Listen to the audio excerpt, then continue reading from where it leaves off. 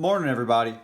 We're going to continue talking about functions today, and the two things that we're going to be looking at are sign diagrams, and we're going to be looking at transformations of functions. So if you're watching this video, you ideally have already done those transformation of function notes, or not the notes, rather the investigation/discussion. And so that will mainly act as your notes for that section, but we will take some quick notes on sign diagrams. So everybody should have their books now for class. So we're going to be out of section 3E in the orange book, which is about sign diagrams. So basically a sign diagram, what we're going to go over today, is if you don't want to draw a complete graph of a function, but you want to know when the function is positive or negative or undefined, this is where a sign diagram comes in. So a sign diagram basically has a couple of things. We have a horizontal line, which is going to represent the x-axis. We've got a positive or a negative sign indicating where the graph is going to be above and below the x-axis. The zeros of the function are going to be the roots of the function. Otherwise, we're going to be listing where this thing is equal to 0. And we're also going to have some values if our graph is undefined. So a couple of things with that. A sign change occurs when there's a single linear factor, such as just x plus 2 or x minus 1. If you have just one of those factors, or if it's an odd power, it's going to cut through the x-axis at that point. If no sign change occurs about a 0 of that function, it's going to have an even power. It'll be a squared, a fourth, a sixth, an eighth, any type of even power. So when it's an even power, it's just going to touch the axis, but it is not going to cross it. So, and that's kind of summarizing this in general right here. So in general, when a linear factor has an odd power, it will have a change of sign. When there is a even power, it will not have a change of sign. So I recognize that this is a lot of pretty just word dense. So let's actually look at what a sign diagram is. So we're going to look at example 7 on page 61 in that orange book. If you want to look there, you can. This is the graph that you will see. So basically with a sign diagram, you're just going to draw a horizontal line here. And this sign diagram is going to represent your x-axis. So basically anywhere that there's a discontinuity, where the graph stops or where there's an x-intercept at, we are going to mark on our sign diagram. So we've got -2, we've got 1, we've got 4. And so these values here are where x is equal to 0.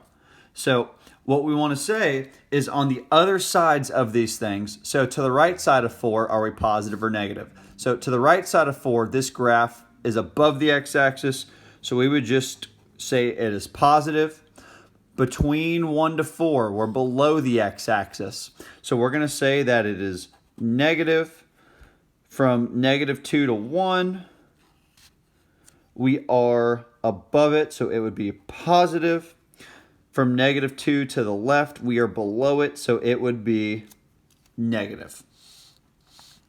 So this is a sign diagram for this function right here. So then on this second example right here, the sign diagram that we're going to draw is going to have to include these asymptotes here, because these asymptotes, x doesn't have a value here. It's not positive or negative at x equals -2. So when you denote that, you just use a little dashed line here to represent a discontinuity, to represent that asymptote. Instead of a solid line, you're just going to use a dashed line. So let's see here. So there's a vertical asymptote here at -2. At x equals 1/2, there is a x-intercept. at x equals 3 here, I don't know why I wrote x. I think because I was saying it. I'm going to scratch that out. So at 3 there, these are our 3 places where there could be a possible sign change. So to the left of -2, so all those x values, it's positive. It's above the x-axis. So we're going to say positive. To the left of 1/2 here, it is negative. It is below. To the right of 1/2, it is positive. And to the right of this asymptote at x equals 3, it is negative. So there are some examples of sign diagrams. So you can draw them from looking at a graph. You can also draw them from looking at algebraic expressions. So that's the next thing that we're going to look at here. So we're going to look at example 8. So if you want to flip there, you can. If you just want to follow along with me, that's also fine. So to figure out the sign diagram for here, x-intercepts, we have to ask ourselves, okay, x-intercepts occur when y is 0. So basically we have to ask ourselves, if this was equals y, when would when was something times something equals 0 for the x-intercept? And the answer for that is when either one of these factors right here are 0. So our x-intercepts of this thing are going to be the x value of -3 or the x value of 1. So when we're creating our sign diagram here, we're going to say -3 and 1. These are the coordinates that we need to check. These are the coordinates that we need to check. So now we need to pick a x value here. We need to pick an x value to substitute in. So it can either be an x value greater than 1, between -3 and 1, or less than -3. But we can't pick -3 or 1 because the signs there are going to be 0. So let's see here. What would be an easy one? Let's pick 0. So if I use x equals 0 here, I'm going to get 3 times -1 equals y. We're going to get -3 equals y. So in the middle here, between -3 and 1, our graph is going to be negative. So now the thing is here, both of these are odd powers. We talked about this earlier. If these are odd powers, the signs, we automatically know the signs are going to change. I don't even have to test them. You can test them if you do not believe me. But I can tell you with certainty that for 1 here, it is going to be positive. For -3 here, it's going to be positive. If the factors here are odd powers, it will always be the opposite sign there. That's just a property of mathematics. So then we're going to we're going to do the same thing over here with this sign diagram. So looking at this, you should be thinking to yourself, where is the x-intercept for this graph right here? What will make that factor 0? And that answer is an x value of 3. And so once we know that, we want to say, okay, well, we need to pick a value that we can test. We need to pick a value that we can test. So I always like doing the x value of 0. I think that's personally pretty easy. So if we do -4 times 0 minus 3 squared, that gives us -3 squared times -4. That's going to give us -4 times 9, which is -36. So if you pick a value to the left of -3, it is going to be negative. Now, the thing is here, since this is an even power right here, it's an even exponent.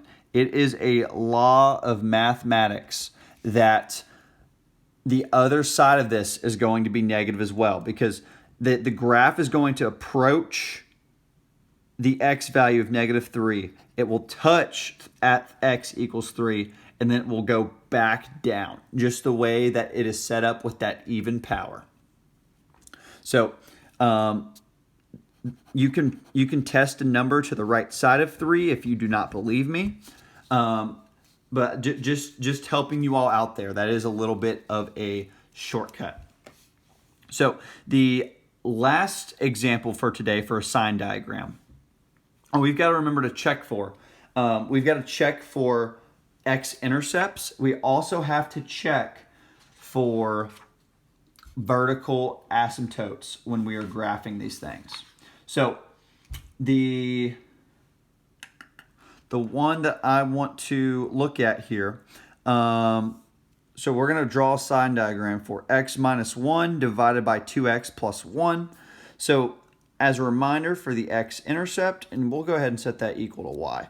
To find an x-intercept, you're going to set your function, or you're going to set y equal to 0.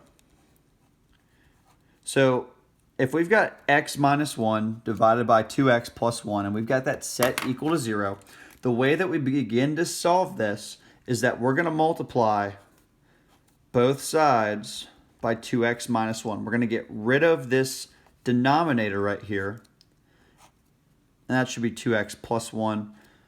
Excuse me. So those cancel out. We end up getting that x minus 1 equals 0, which means that x equals 1. This is our intercept right here. This is our x-intercept. So then for the vertical asymptote, what we talked about last class was we said vertical asymptotes occur when the denominator equals 0.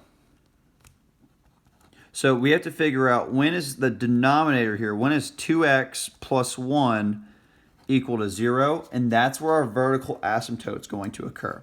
So just solving this as a basic two-step equation, 2x equals -1. We're going to get x equals -1/2. This equation right here is going to have a vertical asymptote at x equals -1/2. So when we draw our sign diagram, we're going to have two values here. So we have the intercept with the solid line there at 1, and then we have the dotted line here to represent an asymptote at -1/2. Now, ask yourself real quick, are these odd powers or even powers? And then ask yourself, how many of these points are we going to have to find? So again, you get to pick any x value. You can pick to the right of 1, in the middle of these two, to the left of -1/2. I am always impartial to the x value of 0. I think it's just so easy to substitute into. If you plug 0 into here, this x is going to cancel out. This 2x will go away as well. We'll get -1/1. So f of 0 would be -1, which is a negative number. So then we know that this is negative. Since it's odd powers always switch. They cross through the axis. So we know without having to do it, you can do it if you don't believe me, that these are going to be positive. We know that these two are going to be positive. You can check that if you don't believe me. So that is sign diagrams in a nutshell. Nothing too crazy. So the last thing here, I've got some brief kind of a summary of what should have been the transformation of graphs investigation that you all have gotten. So you can copy these notes down if you want, but there's not going to be video notes. My plan is to have us do that as a class together for the investigation. And hopefully by the time you get to this point that you've got it done, you're ready to roll. And really, this is just summarizing information that you all already know. So if you have any questions, please let me know. I'll be available on Zoom, or you can shoot me an email, whatever works for you. And you all have a good rest of your day.